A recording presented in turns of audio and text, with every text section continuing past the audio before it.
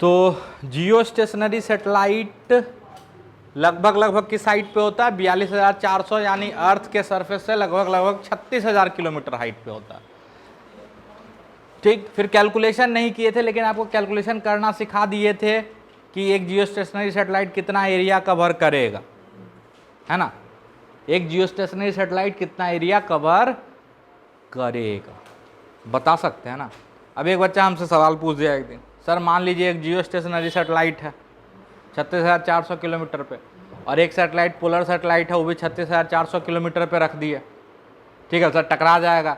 अबे polar satellite 36,400 पे ही हो ऐसा जरूरी थोड़े है, वो तो थोड़ा कम ज़्यादा भी हो जाता है ना। अबे पोलर तो हम अपनी मर्जी से रख सकते हैं ना दूरी। ये जियो स्टेशनरी होने के लिए इसको 36,400 पे रखना पड़ता था कि इसका भी टाइम पीरियड कितना हो जाए, 24 घंटा। और जियो स्टेशनरी सेटेलाइट का सेंस ऑफ रोटेशन क्या होना चाहिए? वेस्ट टू ईस्ट, जो अर्थ के रोटेशन का सेंस है, यानी ओमेगा वेक्टर नॉर्थ पोल की तरफ डायरेक्टेड होना चाहिए। सब चीज बताए हैं, this is not the first time I am telling you, है ना। ओमेगा वेक्टर नॉर्थ पोल की तरफ डायरेक्टेड होना चाहिए, यानी अर्थ वेस्ट टू ईस्ट घूमता है, बचपन से सुनते आ रहे हो। इसका मतलब है वेस्ट से ईस्ट जैसे घूमोगे तो नॉर्थ पोल की तरफ डायरेक्टेड होना चाहिए आपका ओमेगा वेक्टर। तो जियो स्टेशनरी सैटेलाइट का भी omega vector north to west to east, हाँ, अर्थ के रोटेशन के सेंस में ही होना चाहिए, है कि नहीं है। उसका टाइम पीरियड कितना होगा? 24 घंटा। ये सब चीज याद था? अरे ये सब चीज याद है? ठीक है। अब मान लो एक सवाल पूछ दिए कि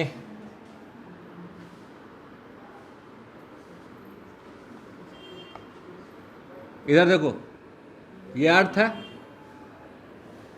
अर्थ घूमता है अपने एक्सिस पे, यहां से ये दूरी कितना है? आरी, और ये दूरी h है। क्या है? h। और यहां पे एक सैटेलाइट लगा दिए, ठीक है। जियो स्टेशनरी सैटेलाइट नहीं है ये, जियो स्टेशनरी सैटेलाइट नहीं, ठीक है। तो ये कुछ इसका एरिया होगा जिसको ये कवर कर रहा होगा, अरे होगा ना। फिर ऐसे निकल जाएगा, और यहाँ भी कुछ ऐसे होगा, फिर ऐसे निकल जाएगा, ठीक है। होगा कि नहीं होगा? ऐसे ब्रॉडकास्ट कर रहा होगा। अच्छा, चूंकि जियो स्टेशनरी नहीं है तो एक ही जगह नहीं होगा, ये हर जगह घूम रहा होगा, है ना। तो ये कुछ एरिया ऊपर और कुछ एरिया नीचे कवर नहीं कर पाएगा। इसको ऐसे सोचो, ऐसा ही बिल्कुल इधर से भी बन जाएगा सिमेट्रिकली,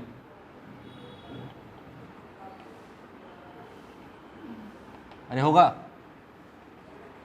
होगा ना। तो ये कैप और ये कैप ये कवर नहीं कर पाएगा। ये चीज समझ में आ रहा है? तो you have to find the area which will not be covered by this satellite.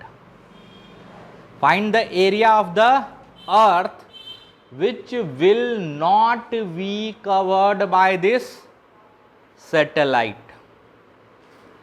सारा आइडिया आपको दे दिए हैं, सॉलिड एंगल का आइडिया दे दिए हैं। सॉलिड एंगल का वैल्यू क्या होता है याद दिला देते हैं। कितना होता है? 2 pi into 1 minus cos alpha, where alpha is the semi vertical angle, याद आ रहा है।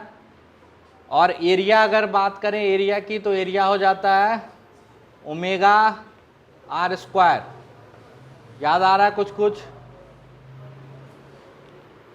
ठीक है। तो this hint is enough to solve this problem. Try करो, ऐसे भी कोई डाटा दिए नहीं है तो आसान सा ही सवाल है ना। डाटा देते तब तो कैलकुलेशन में फंसते, तो जल्दी से कैलकुलेट करो। चलो ध्यान से देखो, इस एंगल को अल्फा मानोगे तो ये एंगल 90 माइनस अल्फा और ये एंगल अल्फा, तो ऐसा ही बिल्कुल ऐसे बनेगा, अरे बनेगा। यही वो कोण है जो छूट रहा, अरे यही वाला पार्ट है ना जो छूट रहा है, और बिल्कुल ऐसा ही पार्ट नीचे होगा। तो मेरे हिसाब से एरिया का हम लिख रहे हैं फॉर्मूला डायरेक्ट, एक लाइन में लिखेंगे, किसी को डर लगे तो बोलना, ठीक है। Area 2 pi into 1 minus cos alpha, बताओ कितना होगा। ये हो जाएगा अल्फा के लिए बेस, तो बेस कितना हो जाएगा,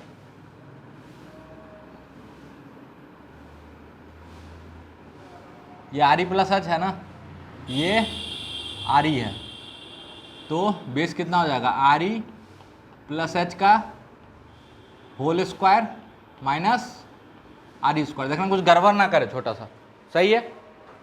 तो ये बेस हो जाएगा, कॉस अल्फा होता है बेस बाय हाइपोटेनस, तो लिखेंगे 1 माइनस अंडर रूट आर ई प्लस एच का whole square minus R E square. कुछ गड़बड़ तो नहीं लिख रहे हैं ना, अरे कॉन्सेप्ट सही है, बस यहां देखना गड़बड़ ना करें। बटे हाइपोटेनस कितना हो जाएगा आर ई प्लस एच, ठीक है। ये अल्फा हो गया, तो हो गया 2 pi into 1 minus cos alpha multiplied by radius का स्क्वायर आर ई का स्क्वायर होगा, अरे होगा, मल्टीप्लाइड बाय 2। 2 क्यों किए, एक टोपी ऊपर एक टोपी नीचे, तो मेरे हिसाब से यही एरिया है जो छूट जाएगा, यही वो एरिया है जो छूट जाएगा।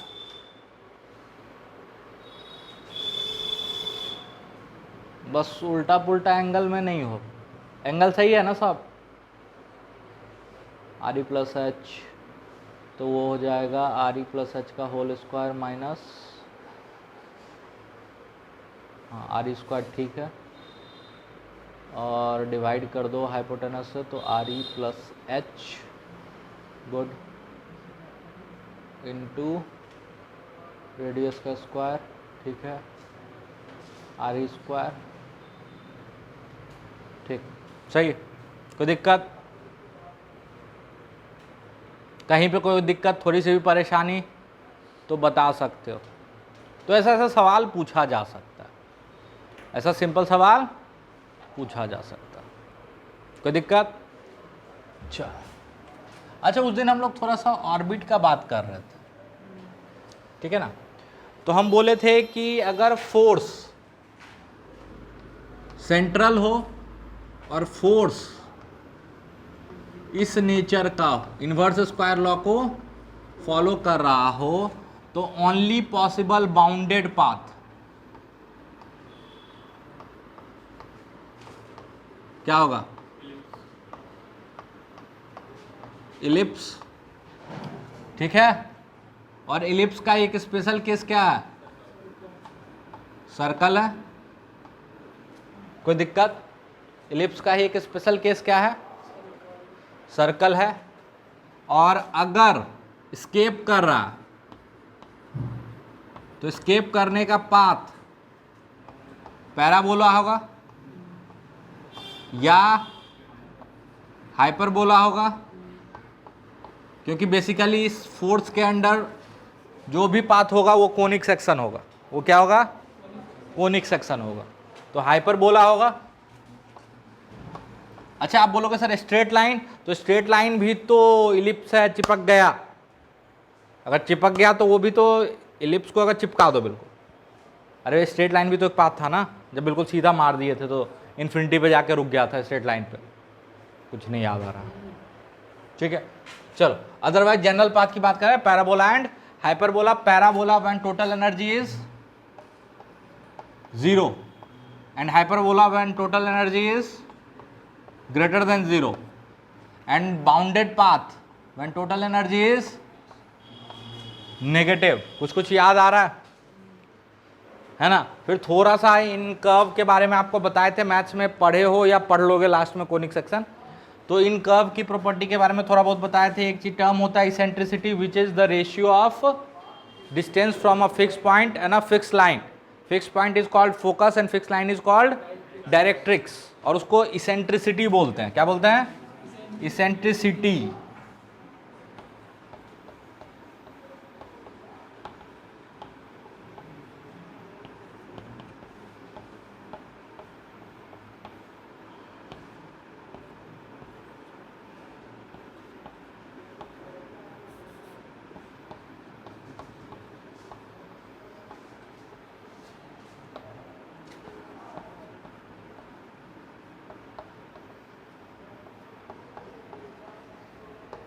यहाँ तक जल्दी से छाप लो, फिर आगे बात करते हैं। ठीक है, लिख लिए होगे बट फिर भी लिख लो।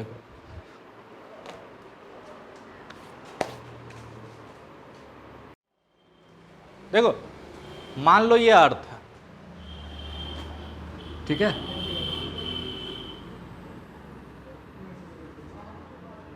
और इसके सेंटर से r रेडियस के डिस्टेंस पे एक सैटेलाइट है, ध्यान से सुनना, और इसको हम रफ्तार दे दिए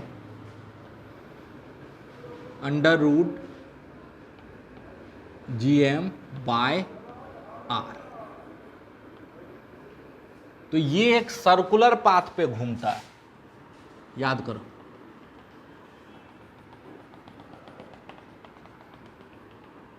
इसको हम लोग ऑर्बिटल स्पीड बोले थे, याद आ रहा? √gm/r रफ्तार दे दोगे तो ये एक सर्कुलर पाथ पे घूमेगा जिसका सेंटर से, अर्थ के सेंटर से डिस्टेंस होगा r। कोई दिक्कत? और अगर इसको इसी हाइट पे हम रफ्तार दे दिए √2gm/r तो क्या होगा? ये स्केप कर जाएगा। कैसे पाथ पे? पैराबोलिक पाथ पे। पैराबोलिक पाथ पे भाग जाएगा ये। अनंत पे इसका रफ्तार क्या हो जाएगा? 0। अच्छा, स्केप स्पीड से ज्यादा रफ्तार दे दिए तो तब भी हाइपरबोलिक पाथ पे जाएगा। ठीक है, अब उससे पीछे का बात करते हैं। पीछे का हम बात करते हैं, अगर हम इसको रफ्तार दिए v which is greater than √gm/r but less than √2gm/r, अब क्या होगा? सर्कल में चला जाए, सर्कल में तो जाएगा √gm/r पे, ऑर्बिट दूसरा हो जाएगा। बिल्कुल बिल्कुल, अभी भी एक बाउंडेड पाथ ही होगा। जब भी मारोगे तो ऐसा नहीं कि वो सर्कल बड़ा कर लेगा, ये एक बाउंडेड पाथ होगा और ये वो रफ्तार है जिसपे ये सर्कुलर पाथ पे जाएगा। क्यों? क्योंकि ये सेंट्रीपिटल कंडीशन को फॉलो कर रहा है ना। लेकिन इससे जैसे ही रफ्तार ज्यादा दोगे, लेकिन स्केप से कम है, तो ये कुछ ऐसे चलेगा। ठीक है, और यहां पे देखो, अगर इतना ही एनर्जी होता तो यहां r दूरी है तो यहां भी r दूरी जाता, लेकिन अब की बार इससे ज्यादा स्पीड दी है, मतलब ज्यादा एनर्जी है, तो r दूरी से ज्यादा दूरी कवर करके ऐसे आएगा। Now the path becomes elliptical.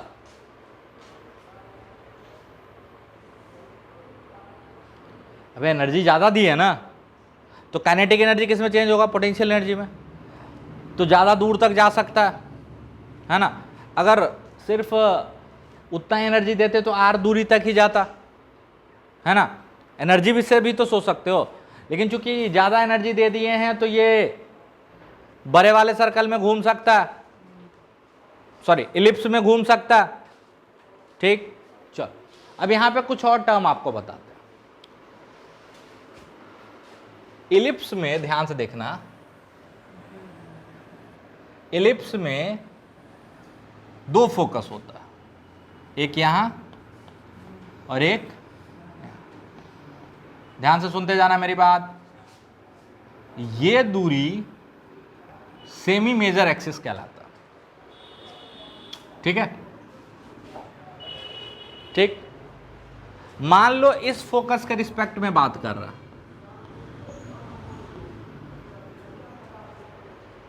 तो ये जो पॉइंट है जो मिनिमम डिस्टेंस पे है इससे, इसको बोलते हैं पेरिजी। क्या बोलते हैं? पेरिजी। क्या बोलते हैं?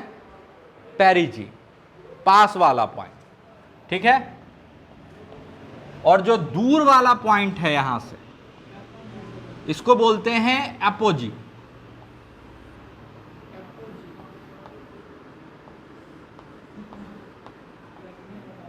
ठीक है, ओपोजी ने अपोजी, स्पेलिंग देख लेना। ठीक है, और इसको बोलते हैं पेरिजी। कोई दिक्कत? ध्यान से सुनना।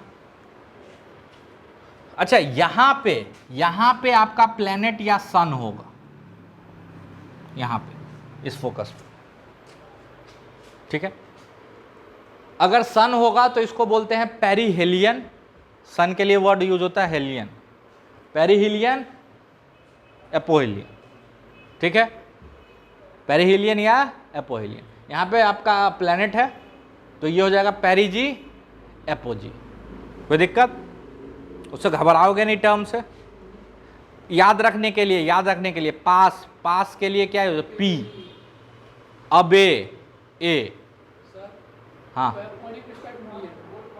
हाँ बिल्कुल, इसके लिए तो फिर ये पेरिजी हो जाएगा। ठीक है, अब ध्यान से देखो, अगर आप रूट GM/r से ज्यादा रफ्तार देते हो और एस्केप स्पीड से कम रफ्तार देते हो, तो आपका ये जो पॉइंट होगा, लॉन्चिंग पॉइंट, वो इसके लिए कौन सा पॉइंट हो जाएगा? पेरिजी, पेरिजी वाला पॉइंट होगा। ठीक है, कौन सा पॉइंट हो जाएगा? पेरिजी का पॉइंट। ये याद रखिए। यहां तक में कोई दिक्कत नहीं? भी ये याद रहे तो चले। ठीक है, बट ये थोड़ा सा बेसिक जो चीजें हैं इलिप्स का, ये आपको पता होना चाहिए।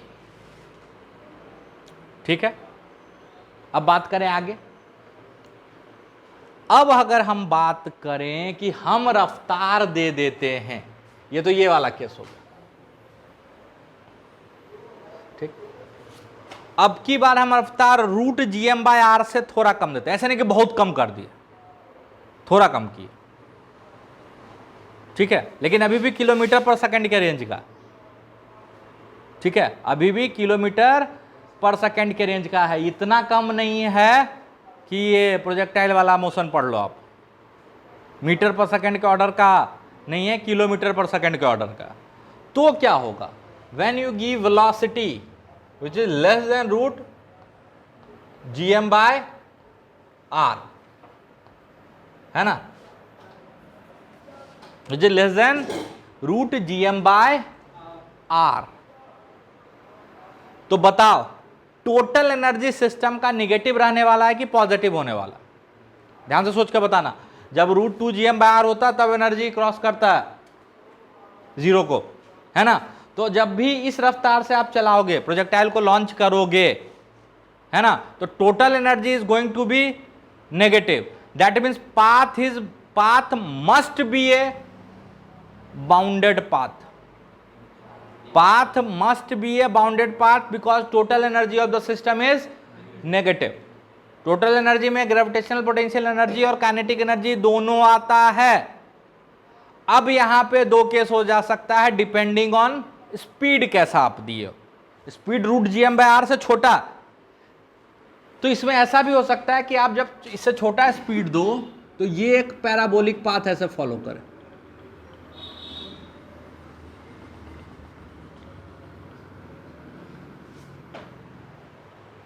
है ना, चक्कर लगा ले। और अब की बार वो कौन सा पॉइंट हो जाएगा? एपोजी वाला पॉइंट हो जाएगा, है ना। That is not that important. बस हम ये बोल रहे हैं कि अगर रफ्तार इससे कम है तो पाथ तो 100% इलिप्टिकल होगा। ठीक है, और सर रफ्तार और कम हुआ तो भी इलिप्टिकल ही होगा। कुछ ऐसा होगा, ठीक है, यहां टकरा जाएगा। ठीक है, लेकिन वो इलिप्स का ही एक हिस्सा रहा होगा। समझ में आया? ये मत बोल देना कि पैराबोला हो जाएगा। पैराबोला कुछ एजम्पशंस के अंदर आते थे, याद करो। अगर इस इलिप्स का कर्वेचर अर्थ के कर्वेचर से मैच कर गया तो टकरा जाएगा वहीं पे। बट पाथ अभी भी कैसा होगा, इलिप्टिकल ही है, देखो वहीं गिर गया, ठीक है। अर्थ नहीं होता तो ये ऐसे घूम लेता, मान लेते कि अर्थ का सारा मास हम यहां डाल देते, अर्थ को गायब कर देते, तो ये इस पाथ पे मस्त घूम लेता। बट चूंकि अर्थ है तो टकरा के रुक जाएगा, है ना। बट पाथ अभी भी कैसा है, इलिप्टिकल ही है, इलिप्स का ही हिस्सा है। अब बोलोगे सर फिर प्रोजेक्टाइल में बोलते थे पैराबोला, तो हम बोलते थे भाई पैराबोलिक पाथ जो आ रहा है वो बहुत सारे एजम्पशन के अंदर आ रहा है। उसमें हम मान के चले थे अर्थ फ्लैट है, उसमें हम मान के चले थे जी कांस्टेंट है, इसमें जी कांस्टेंट नहीं ले रहे हैं। कौन सा जी, स्मॉल जी, इसमें हाइट के साथ जी का वेरिएशन इंक्लूड कर रहे हैं एनर्जी के टर्म में। कुछ नहीं याद आ रहा, कुछ नहीं समझ में आ रहा। उसमें बोले थे अर्थ के कर्वेचर को इग्नोर मार रहा है, मतलब मेरा जो लॉन्चिंग स्पीड है वो बहुत कम है, याद आ रहा है। और अर्थ का कर्वेचर इग्नोर मारने का मतलब है कि लॉन्चिंग स्पीड कम है, दूसरा जी कांस्टेंट है मैग्नीट्यूड एंड डायरेक्शन दोनों में, है ना। यहाँ पे जी कांस्टेंट नहीं है मैग्नीट्यूड और डायरेक्शन में, यहाँ जी का डायरेक्शन ऐसे होगा और यहाँ ऐसे हो जाएगा। समझ में आया, पक्का समझ में आया? अरे हाँ ना बोल। तो रियलिटी में जो पत्थर आप फेंकते हो अगर बहुत अच्छे से कैलकुलेट किया जाए तो उसका पाथ भी क्या है, इलिप्टिकल है। चूंकि टोटल एनर्जी आप स्केप से ज़्यादा तो दे नहीं रहे हो, तो टोटल एनर्जी नेगेटिव है। और वो कैसे फोर्स के अंडर काम कर रहा है, ऑब्वियसली सेंट्रल फोर्स ही काम कर रहा है उस पर, है ना। तो इलिप्टिकल पाथ ही पॉसिबल है। कौन सा पाथ, इलिप्टिकल पाथ ही पॉसिबल है। थोड़ा सा टफ लग रहा है, कंबाइन करते हैं, धीरे धीरे चीजें समझ में आएंगी। ध्यान से देखना। पहले अगर v greater than equal to √2gm/r है, where r is what, distance from centre, then escape कर जाएगा, ठीक है। When v is greater than √gm/r which is orbital speed, है ना, बट लेस देन √gm/r, तो ये 100% पैराबोलिक इलिप्टिकल ऑर्बिट में घूमेगा ना। और लॉन्चिंग पॉइंट कौन सा पॉइंट हो जाएगा अर्थ के सेंटर के रिस्पेक्ट में, पेरिजी। लॉन्चिंग पॉइंट क्या हो जाएगा, पेरिजी। और अगर v is less then √gm/r, तो यहां दो केस राइज कर सकता है, या तो ये इलिप्टिकल पाथ में घूम ले या इलिप्टिकल पाथ में अर्थ से टकरा जाए, लेकिन होगा तो पाथ इलिप्टिकल। तो सीधा लिख लो बाउंडेड पाथ, और स्पेशली मेंशन कर लो कैसा पाथ होगा, इलिप्टिकल। आई होप अब चीजें याद रहेंगी और ये डायग्राम बना लोगे तो अच्छा रहेगा, है ना। ये कितना स्पीड है, ये स्पीड इसको बोल दो, इसको बोल देते हैं हम ये पहला स्पीड, दूसरा और तीसरा। तो ये दूसरे के लिए है ना, ये दूसरे के लिए, और ये ऑर्बिटल के लिए, ठीक है, सर्कुलर पाथ। और ये तीसरे के लिए। तो ऐसा डायग्राम बना लोगे तो शायद याद रह जाए। हाँ, कहाँ टू छूट गया बे, हाँ,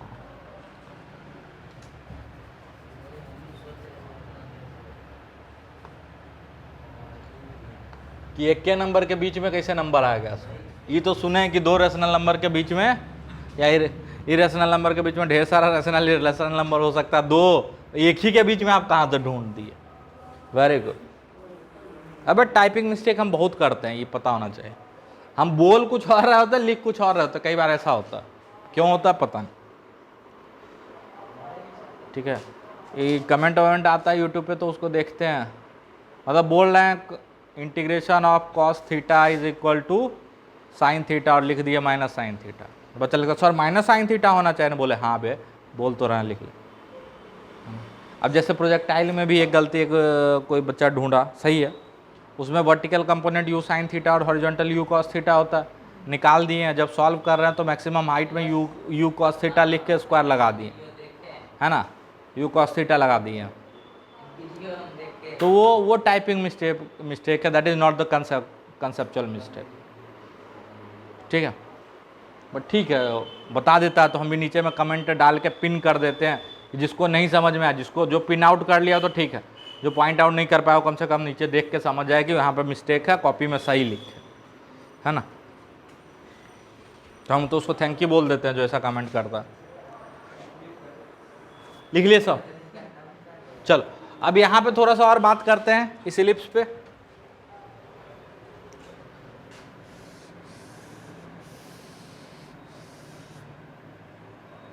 मान लो आप इसके सेंटर को ओरिजिन ले रहे हो, ठीक है, तो ये वाला पॉइंट हो जाता है AE, 0, ठीक है, तो ये हो जाएगा माइनस AE,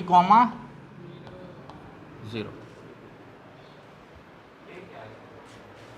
ए सेमी मेजर एक्सिस, यहां से यहां का लेंथ ए है,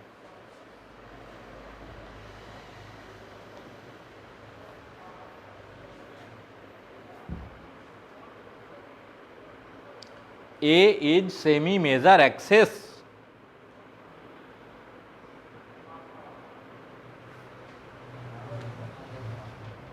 ठीक है, A is semi major axis। तो ये दूरी टोटल कितना हो जाएगा, अगर हम फोकस से एपोजी का बात करें तो कितना हो जाएगा, फोकस से एपोजी का दूरी बताओ।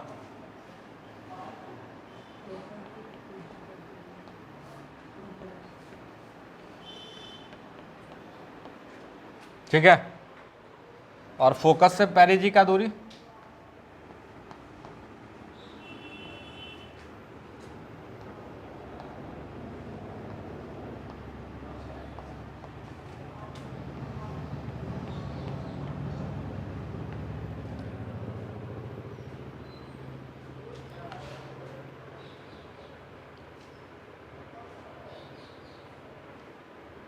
कोई दिक्कत, अरे ये दूरी ए है ना, और ये दूरी ए ही है, तो यहां से यहां का दूरी पेरिजी का दूरी ए माइनस ए,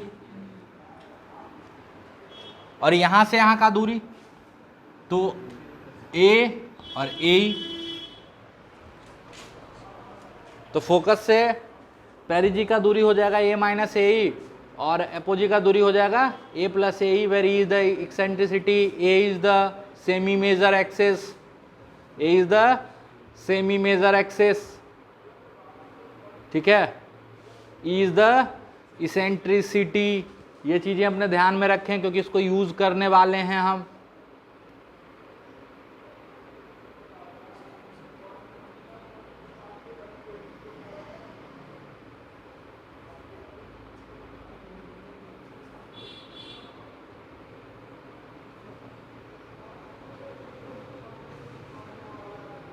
आगे चले, यहां तक नोट करो, चलो आगे कुछ और बात करते हैं।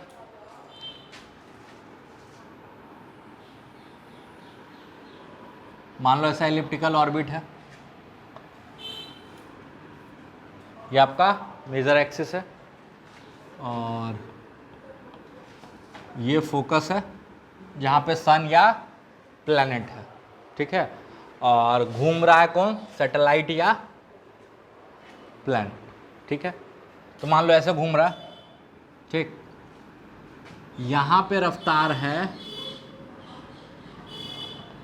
v2 और ये दूरी को बोल देते हैं r2, ठीक है, और यहां पे रफ्तार मान लेते हैं v1 और इस दूरी को बोल देते हैं r1, ठीक है। पहला सवाल v1 equal to v2, true या false? v1 equal to v2, true या फॉल्स? क्यों?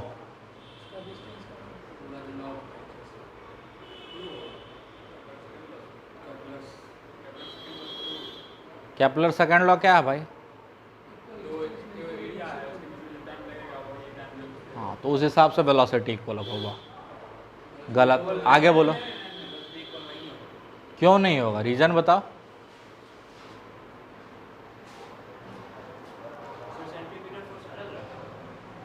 सेंट्रीपिटल फोर्स कितना लग रहा है बताओ वहां पे?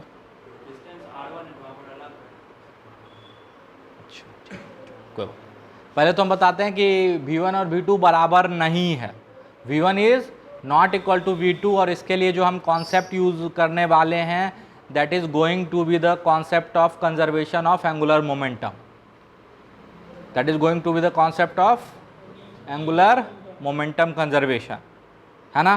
तो चूंकि हम आपको उस दिन भी बताए थे कि प्लैनेट या सैटेलाइट पे जो फोर्स काम कर रहा है वो सेंट्रल फोर्स है, तो वो वहीं से पास कर रहा होगा, तो उस सन या प्लैनेट के अबाउट जो एंगुलर मोमेंटम होगा आपका घूमने वाला पार्टी का, वो क्या रहने वाला? कंजर्व रहने वाला। तो यहाँ पे देखो, यहाँ पे ये बिल्कुल ऐसे होगा, पाथ के टेंजेंशियल होगा, वो तो हर जगह होगा, लेकिन यहाँ पे रेडियस वेक्टर यानी पोजीशन वेक्टर और वेलोसिटी वेक्टर के बीच का एंगल क्या हो जाएगा? 90 हो जाएगा, और यहाँ पर भी 90 हो जाएगा। तो हम लिख सकते हैं mv1 r1 sin 90 is equal to mv2 r2 sin 90। तो यहाँ से आ गया v1 r1 का प्रोडक्ट v2 r2 के बराबर होगा। तो जहाँ r2 ज़्यादा है वहाँ पे वो स्लो चल रहा होगा, और जहाँ पे r1 कम है वहाँ पे उसका स्पीड बढ़ गया होगा। और किसी जनरल पॉइंट के लिए अगर लिखें, मान लो ऐसे किसी भी जनरल पॉइंट के लिए लिख देते हैं कि ये पोजीशन वेक्टर r है और यहाँ वेलोसिटी v है ना, और इन दोनों के बीच का एंगल ऐसे कुछ थीटा है, तो हम लिख सकते हैं ये किसके बराबर हो जाएगा? mvr साइन थीटा, ठीक है। तो ये बोलना है कि वेलोसिटी सेम होगा, बहुत गलत बात। अगला इक्वेशन, मान लो इसका मास, यहाँ जो फोकस पे रखा हुआ है इसका मास m है, और यहाँ जो घूम रहा है उसका मास m है। तो अगला इक्वेशन हम लिखते हैं, ध्यान से सुनिएगा, जो फोर्स सेंटर की तरफ लग रहा है gm m बाय r2 का square is equal to m v2 का स्क्वायर अपॉन r2। इसी तरह हम लिख रहे हैं g m m बटे r1 का square equal to m v1 square बटे r1। कोई दिक्कत? क्या ये दोनों सही है? ये लिखे हैं net force towards centre equal to mv square by r। अरे इस पे फोर्स यहाँ कितना लगेगा? gmm बाय r2, और ये कितने से घूम रहा है? v से, रेडियस क्या है? r2। तो इक्वेशन लिख दिए, है ना। ट्रू या फॉल्स? जो सेंटर की तरफ लगे वही centripetal, mv square by r। हाँ, क्या दिक्कत है बोलो? बिल्कुल।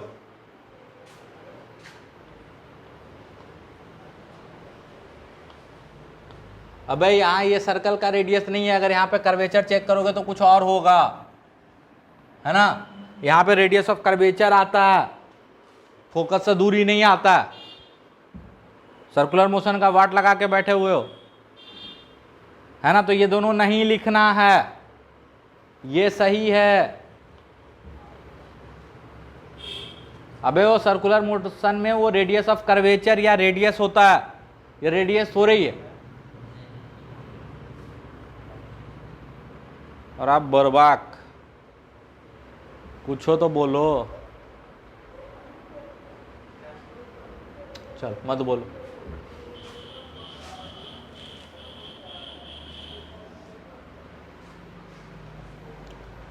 अच्छा, अगला क्या चीज है जिस पे और हम बात कर सकते हैं? सब पता चलेगा बात क्या कर रहा है ना। मेरे पढ़ाने का तरीका है तुम अभी तक नहीं समझ रहे, हम पहले बात करते हैं, है ना, आराम से पूछते हैं और फिर सबको एक बार अप्लाई कर देते हैं। ग्रेविटेशन खत्म होने पे, ठीक है, चल बहुत गंदा जोक था, अच्छा नहीं लगा, चल आगे चले। क्यों बात करें सब समझ में आ जाएगा। असल में हम पूरा मैकेनिक्स रिवाइज कर रहे हैं, है ना, और इसको जब एक बार अप्लाई करेंगे और उस समय बताना शुरू करेंगे तो आपको पता नहीं चलेगा कि अप्लाई क्या करें और समझे क्या, ठीक है। अगला चीज क्या इंपॉर्टेंट आपको दिख रहा है? अगला चीज जो इंपॉर्टेंट है मेरे हिसाब से, ये एक कंजर्वेटिव फोर्स के अंडर वर्क चल रहा है, तो मैकेनिकल एनर्जी हर जगह कंजर्व होएगी, होना पड़ेगा, ठीक है। तो नेक्स्ट पार्ट हम लोग क्या अप्लाई कर सकते हैं जरूरत पड़ने पे? Conservation of mechanical energy. ये इक्वेशन कहां से आया था? कंजर्वेशन ऑफ एंगुलर मोमेंटम से। समझ में आया? चलो, तो मैकेनिकल एनर्जी को अगर मान लो कंजर्व करते हैं इन दोनों पॉइंट पे, यहां और यहां, तो पहले के लिए लिख सकते हो -G(M)M/R1 potential energy plus half M(V1)² कोई दिक्कत? बराबर -G(M)M/R2 प्लस हाफ M(V2)²। कोई दिक्कत? And this is also equal to -G(M)M/R plus half MV²। ठीक है, इस इक्वेशन में क्या गलती है ढूंढ के बताओ। क्या पक्का? हम बोले इस इक्वेशन में क्या गलती है ढूंढ के बताओ, तो बोला सही है। हंस क्यों रहे? सही है, मतलब हम जो लिखेंगे वो गलत ही होगा, गधा कहेगा। अबे potential energy plus kinetic energy बराबर potential energy plus kinetic energy, सही तो है? सही तो है, इसलिए तो हम उससे तर्क पूछे भी नहीं। हम थोड़े पूछे कि बताओ इसका लॉजिक क्या। अबे सही है, दो मास के बीच पोटेंशियल एनर्जी -G(M)M1M2/R बता चुके हैं, काइनेटिक एनर्जी हाफ MV² होता है, तो सही है।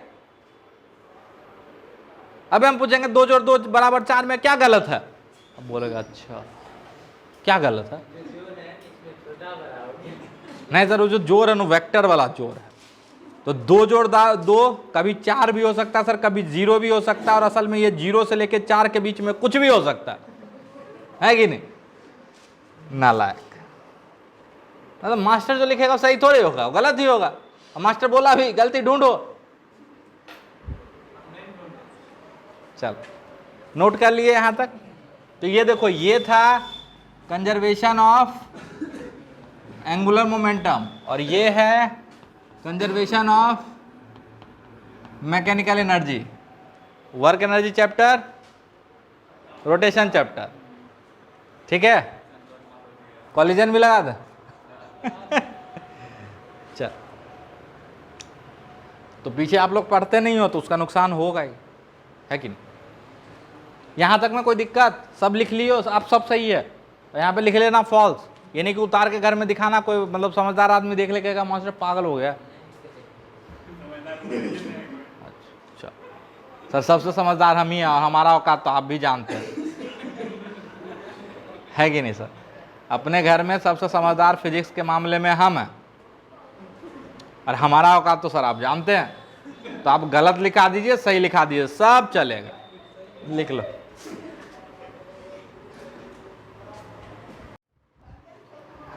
चलो तुम लोग के चक्कर में हम मिटा दिए, अब फिर से बनाना पड़ेगा। चलो तो ये आपका फोकस है जहाँ पे आपका सन या वट एवर प्लैनेट जो भी है, यहाँ से ये दूरी r2 बोल रहे थे, इसको r1 बोल रहे थे, यहाँ रफ्तार v2 बोले थे, यहाँ रफ्तार v1 बोले थे। तो पहला आया था एंगुलर मोमेंटम कंजर्वेशन से m v1 r1 बराबर m v2 r2, और दूसरा आया था minus G m small m, इसमें कुछ और लगा देते हैं, m डैश कर दें ताकि कंफ्यूज मत होना। आप लोग m भी काट देते हो, इसीलिए थोड़ा सा कांड हो जाता है, ठीक है? तो g plus half m v1 square बराबर minus G m dash m divided by r2 plus half m v2 square. यहाँ तक में कोई दिक्कत? r1 r2 का वैल्यू आपको पता है ना? r1 क्या है? a into 1 minus C, r2 क्या है? a into 1 plus c. Mass of planet, mass of satellite आपको पता है। मेरा सवाल है, अब दो अननोन, दो इक्वेशन है, कौन कौन सा? v1 और v2। सॉल्व करो, solve for v1 and v2, ठीक है? अंडर रूट वुड में आएगा आंसर, बट कर लो, मेहनत करोगे तो परिणाम मिलेगा अच्छा, सुखद।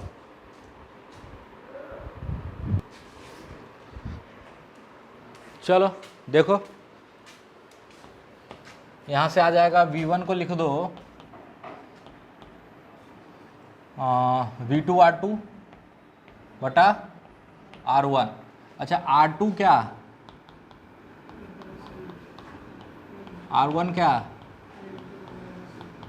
हाँ ये सब ध्यान में रखना। चलो इसमें पुट करें,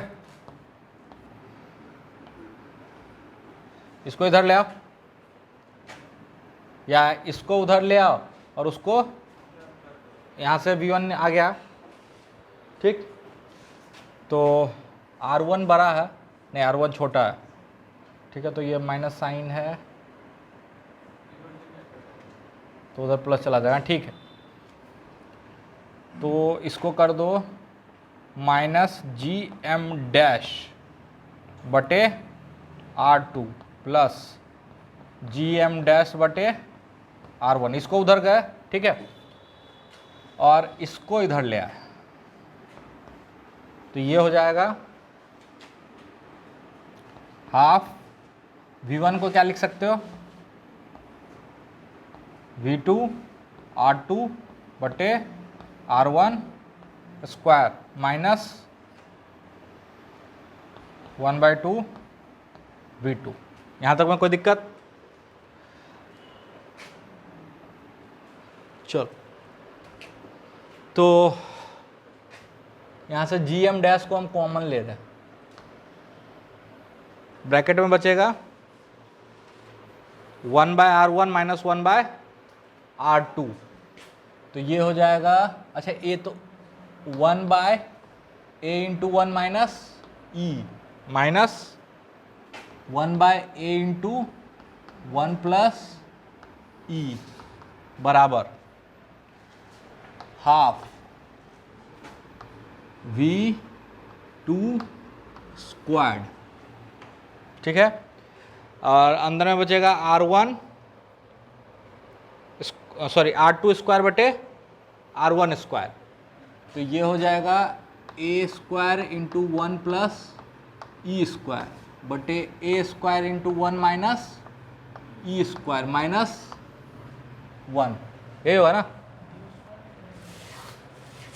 अरे V2 है ना, तो V2 कॉमन ले लिए किस में,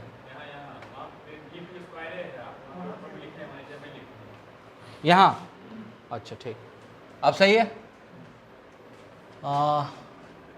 इसको मार डालो और यहाँ से a बाहर ले लेना, GM डैश बटे a इंटू, इसको सॉल्व करोगे तो मेरे हिसाब से आ जाएगा 2e बटे 1 माइनस सी इंटू 1 प्लस सी बराबर हाफ भी स्क्वायर, और ये बच जाएगा 1, यहाँ पे भी 2e बच रहा है, 4e हाँ, 4e डिवाइडेड बाय 1 माइनस ई का होल स्क्वायर, 2 से इसको 2 बार में काट दो तो 2e गया, और ये एक बार में चला जाएगा, ये है आपका V2, तो V2 बराबर आ जाएगा GM dash upon A into, ये ऊपर चला जाएगा 1 माइनस ई अपॉन 1 प्लस ई,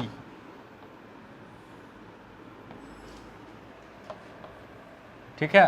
और ऐसे ही V1 के लिए सॉल्व करोगे इसमें पुट करके, तो वो आ जाएगा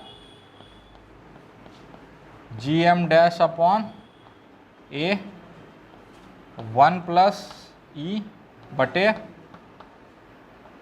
1 माइनस ए। कोई दिक्कत? तो 2 इक्वेशन 2 अननोन सॉल्व कर लिए। कहाँ से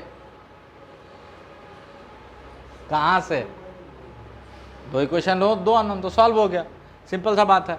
अब एक रिलेशन जो हम कल यूज़ करेंगे वो आपको बता देते हैं। पहला तो E बराबर हो जाएगा √1 माइनस बी स्क्वायर अपॉन ए स्क्वायर, ठीक है। इसको एक बार चेक कर लेना। और दूसरा एक चीज़ हम आपको बताए थे बेसिक मैथमेटिक्स में, आप लोग भूल गए होंगे, बताए थे कि इलिप्स का अगर मेजर एक्सिस ए हो और माइनर एक्सिस बी हो तो उस इलिप्स का एरिया, कॉपी पलट के देखना, पाई ए बी होता है, ठीक है। यहां से हम कल प्रूफ कर देंगे कि इलिप्स, ये जो टाइम पीरियड का स्क्वायर होगा वो डायरेक्टली प्रोपोर्शनल होगा सेमी मेजर एक्सिस के क्यूब के। उस दिन हम सर्कल के लिए प्रूफ किए थे ना, जनरल इलिप्स के लिए हम प्रूफ कर देंगे कि टाइम पीरियड का स्क्वायर जो होगा वो डायरेक्टली प्रोपोर्शनल होगा इलिप्टिकल पाथ के सेमी मेजर एक्सिस के क्यूब के बराबर। हो सके तो आप लोग कोशिश करना, बाकी तो सब प्रूफ कर दिए। वो जो था एंगुलर मोमेंटम से प्रूफ हो गया कि इक्वल टाइम में इक्वल एरिया स्वीप करेगा। पहला का प्रूफ आपका सिलेबस का हिस्सा नहीं है, वो बस इतना समझो कि न्यूटन ने कैलकुलस से ये प्रूफ कर दिया था कि अगर पार्टिकल पे सेंट्रल फोर्स लग रहा हो और 1/r² के नेचर का हो, है ना, तो जो पाथ होता है वो हमेशा क्या होता है, कोनिक सेक्शन होता है ना, इलिप्स, पैराबोला, हाइपरबोला। तो पहला का तो प्रूफ चाहिए नहीं, दूसरा हम प्रूफ कर दिए, और तीसरा इससे प्रूफ हो जाएगा, जिसको हम सर्कल के लिए प्रूफ किए थे, आप किसके लिए कर सकते हो, इलिप्स के लिए। यहाँ तक में कोई दिक्कत, कोई परेशानी है तो बताओ। आज तक के क्लास में कोई दिक्कत है ग्रेविटेशन में? ठीक है, इसका एक पार्ट तो इलेक्ट्रोस्टैट ही है, दूसरा पार्ट क्या था, वेरिएशन ऑफ जी, पढ़ा दिए अच्छे से। तीसरा पार्ट है प्लैनेटरी मोशन या सैटेलाइट मोशन, तो वो पढ़ा रहा है। ख़त्म होते ही थोड़ा बहुत जो बचेगा टनल वनल करने वाला वो बता देंगे, चैप्टर हो जाएगा ये ख़त्म। कोई दिक्कत? 2 क्लास लगेगा लगभग। उसके बाद करंट इलेक्ट्रिसिटी, ठीक है। करंट इलेक्ट्रिसिटी के बाद एसएचएम करेंगे, और एसएचएम में ही इलेक्ट्रोस्टैट का जो एसएचएम का सवाल है वो इंक्लूड हो जाएगा, एसएचएम में ही जो मैकेनिक्स का एसएचएम का सवाल है वो इंक्लूड हो जाएगा, एसएचएम में ही जो ग्रेविटेशन के एसएचएम से रिलेटेड सवाल है वो इंक्लूड हो जाएगा, ठीक है। तो एसएचएम में एक फ्लूइड वाला एसएचएम बचेगा, तो वो फ्लूइड में कर लें, ठीक है। फ्लूइड से भी रिलेटेड एसएचएम का सवाल आता है कि एक लिक्विड कॉलम में ऐसे फ्लूइड भर दिए हैं, एक तरफ दबा के थोड़ा सा छोड़ दिए तो कॉलम ऑसिलेट करता है, तो उसका टाइम पीरियड बताइए ना। इस तरह का सवाल बनता है फ्लूइड में। या फ्लूइड में एक ब्लॉक को लिए, हल्का सा दबा के छोड़ दिए तो वो ऑसिलेट करता है, उसका टाइम पीरियड बताइए। तो उस तरह का सवाल बनता है फ्लूइड में, ठीक। वो आगे की कहानी। यहाँ तक में कोई दिक्कत? पक्का? तो ग्रेविटेशन के समाप्त होते ही क्या करेंगे हम लोग? करंट इलेक्ट्रिसिटी, ठीक है। होमवर्क करते रहिए, बार बार हम बोलेंगे, है ना। नहीं कीजिएगा वो आपकी गलती, क्योंकि हम लोग का बैच बहुत लेट से शुरू हुआ था, और उस बैच में अगर कोई इतने डिटेल में पढ़ा रहा है तो इट विल टेक टाइम, है ना। हम लोग ऑलमोस्ट सितंबर अक्टूबर में शुरू किए थे, और उसमें भी 1.5 महीना छुट्टी में चला गया था, याद होगा तो, है ना। और दुर्गा पूजा, फिर छठ, दीपावली, तब जाके थोड़ा फ्लो आया था, है ना। तो वो तो अब बीच में आएगा, उस समय शुरू ही हम लोग ऐसा मान के चल सकते हैं कि हम लोग का ये बैच शुरू हुआ था नवंबर में, ठीक है। तो उस टाइम जब शुरू हुआ था तो अभी 1 साल भी नहीं हुआ। चल, और फास्ट हम पढ़ा नहीं रहे, एकदम डिटेल में हर पॉइंट, हर चीज़ एडवांस लेवल तक जा रहा है। तो अब जिम्मेदारी आपकी है, होमवर्क आप नहीं करोगे तो हम अब बच्चे की तरीके का तो रोज़ चेक करेंगे नहीं, ठीक है। होमवर्क करोगे तो फ़ायदा मिलेगा, नहीं करोगे तो थ्योरी का तो ढेर सारा नोट्स अवेलेबल हो जाएगा आपके पास, है ना। किताब में भी बहुत सारा अच्छा अच्छा थ्योरी है, देख लेना आप लोग।